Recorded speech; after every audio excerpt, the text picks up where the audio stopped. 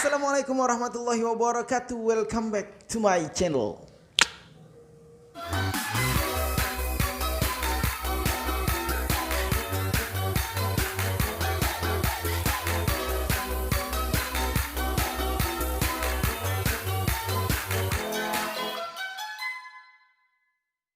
Kawan-kawan, kembali lagi bersama gua M. Rizky Muajadi di channel MR Muajadi. Bagi kawan-kawan yang menonton video ini, gua doain mudah-mudahan kawan-kawan senantiasa disehatkan oleh Allah Subhanahu wa taala, sehat jasmani rohani, berkah segala rezeki. Amin amin ya rabbal alamin.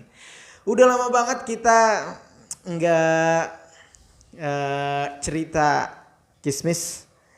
kisah mistis karena keterbatasan narasumber. Juga keterbatasan waktu ya untuk gua ngebaca cerita-cerita kismis. Tapi alhamdulillahnya beberapa waktu lalu ada yang ngontek gua dan bersedia membagikan kisah mistisnya di channel MR Muajadi. Selamat datang Bang Akbar. Sehat Bang? Alhamdulillah sehat. Oke, Bang Akbar ini gua nggak tahu dari mana, nanti silakan kenalan dulu dah Bang sama teman-teman. Oke, nama saya Muhammad Akbar dari Bekasi, Ujung Harapan. Tepatnya di Al-Barkah. Oke, mungkin teman-teman channel gue juga nggak tahu mana itu Ujung Harapan, mana itu Al-Barkah. Oke, teman-teman gak usah lama-lama. Bang Akbar ini akan membagikan kisah mistis yang dialami oleh ibunya ya Bang ya. Nah, yang dialami oleh ibunya dan dia dengar dari ibunya langsung. Oke, teman-teman, simak penjelasan Bang Akbar di Kismis. Kisah mistis.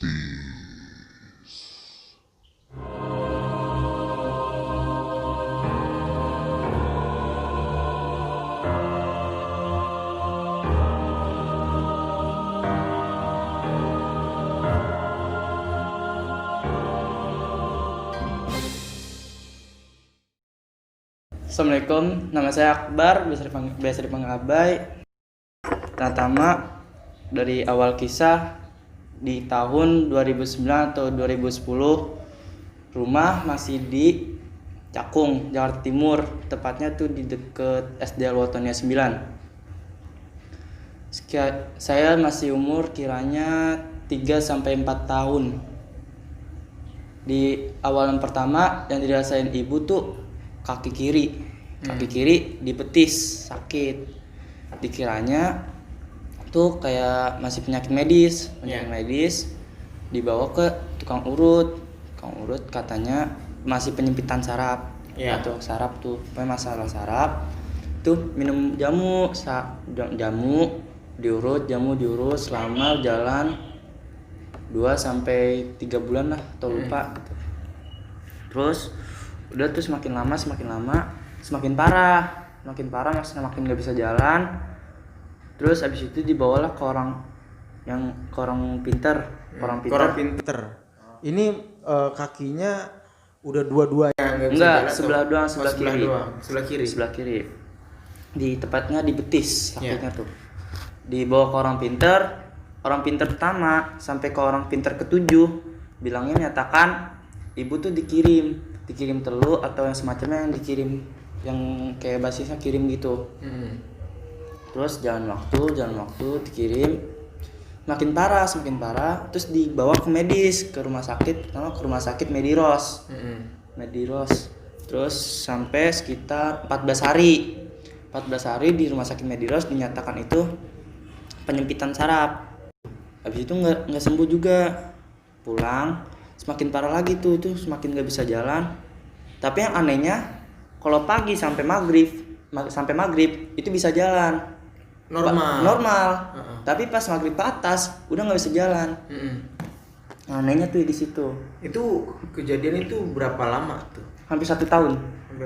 Hampir 1 tahun begitu. Tapi pas di awal itu nggak parah, tapi pas siang itu nggak bisa jalan juga. Tapi pas udah sampai sesudah dari rumah sakit begitu, siangnya bisa jalan, malamnya nggak bisa.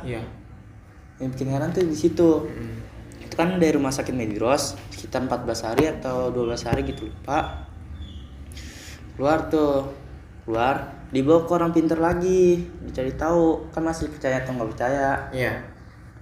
Terus dibawa ke pinter lagi, sama sampai 5 orang pinter tuh, 4 atau 5 orang pinter, jadi total kan 11 kalau nggak salah, 12 sampai 11. Sama menyatakan ibu tuh dikirim, disengin sama orang. Habis itu dibawa ke rumah sakit lagi, rumah sakit apa gitu lupa, di masih daerah Jakarta Timur, dipasangin alat buat yang di kakinya itu. Habis itu dipasangin alat, namanya alat apa gitu lupa. Sama aja, nggak ada perubahan sama sekali, malah makin parah. Hawanya ibu tuh di badan panas.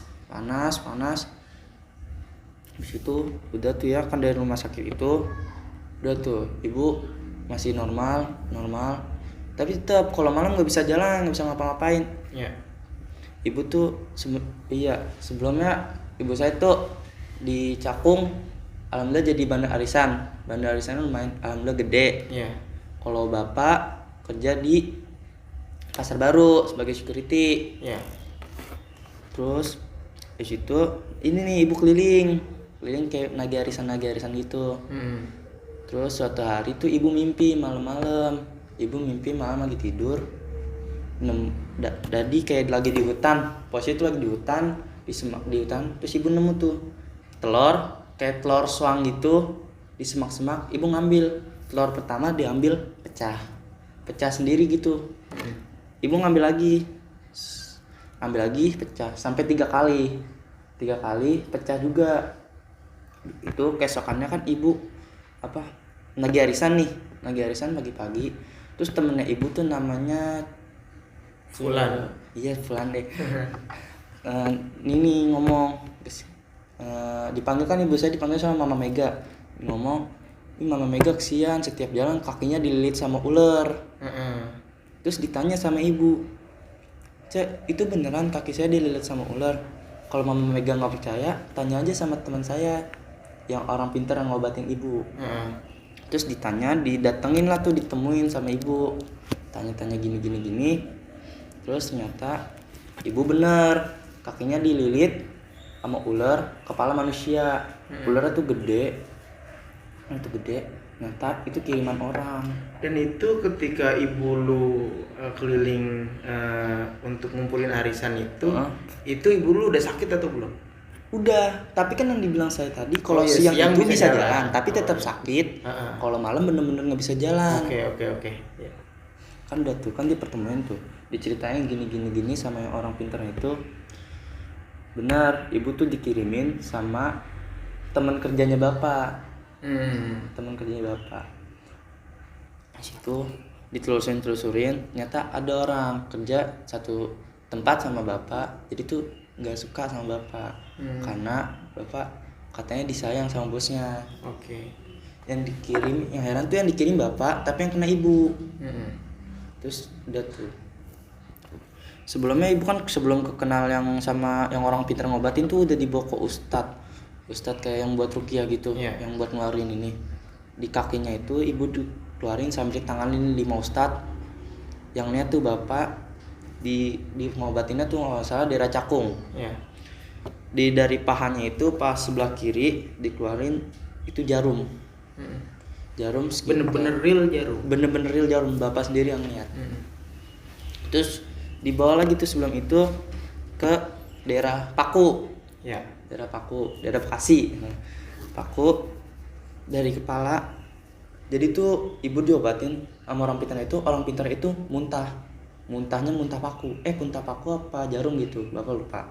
Pokoknya bener-bener muntah. Tapi sama aja, nggak sembuh.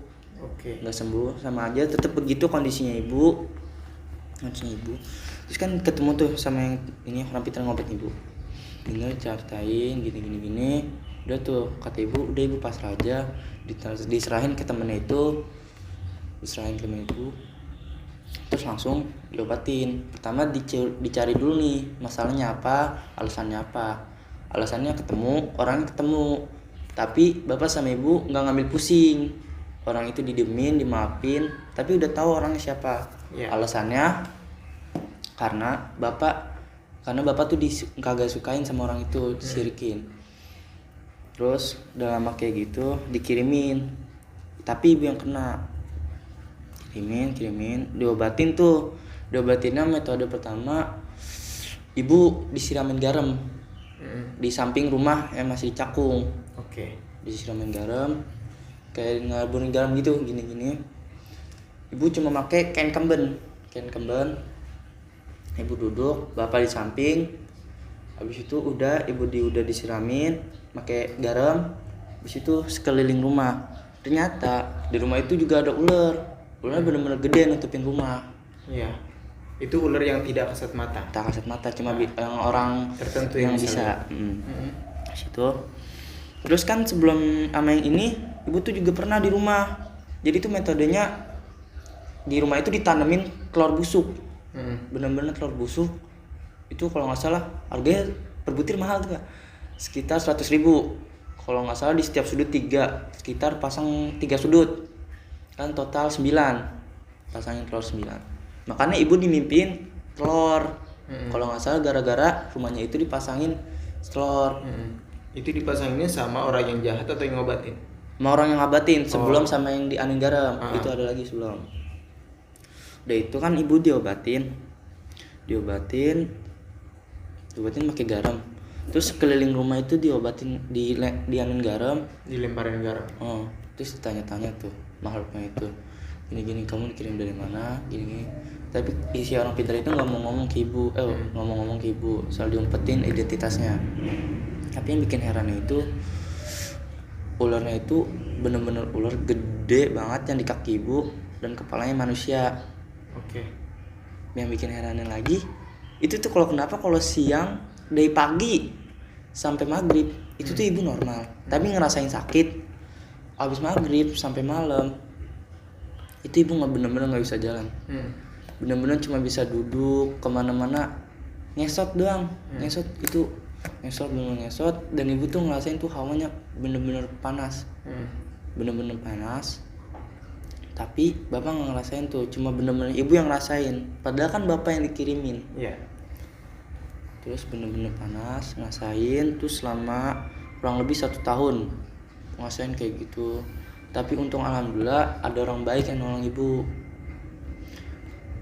Dicari tuh, diceritain kenapa orang ini kirim karena alasannya orang itu sirik sama bapak karena bapak disayang sama bosnya. Lagi kerja di pasar baru. Oke. Terus lama-lama bapak dipecat, nggak ada alasannya. Tiba-tiba bosnya itu nggak suka aja gitu sama bapak. Terus ternyata gara-gara orang itu juga yang ngirimin itu.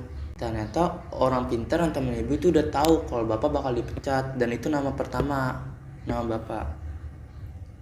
Dia dipecat, terus balikan tuh. Alhamdulillahnya ibu tuh pas diobatin gitu ular itu langsung hilang, tapi ular yang di rumah itu belum mau. Ular itu yang gede, yang benar-benar gede di rumah itu belum mau. Terus diobatin tuh dihilangin terus, syukurnya tuh mau.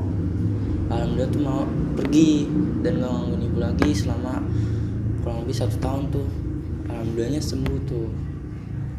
Yang bikin heran lagi itu ular kepala manusia. Terus gimana sekarang keadaan ibu? Kalau sekarang sih udah alhamdulillah nggak digangguin lagi, udah benar-benar sehat. Setelah diobatin sama orang yang terakhir ini. Yang dalam metode pakai garam itu. Berarti dari Cakung lu pindah? Pindah. Pindah ke Bekasi. Pindah ke Bekasi tahun 2000. Udah hampir di sini udah hampir 6 tahun. Terus bokap lu masih kerja? Bokap masih kerja, tapi udah pindah kan karena udah dipecat itu yang bosnya, karena orang nggak suka gara-gara nggak ada alasan apa-apa, tiba-tiba nggak suka langsung dipecat. Ya mungkin segitu doang cerita dari saya. Kalau teman-teman ada yang nggak percaya itu sih seterah kalian, kami nggak memaksa kalian untuk percaya. Mungkin segitu doang yang bisa saya sampaikan.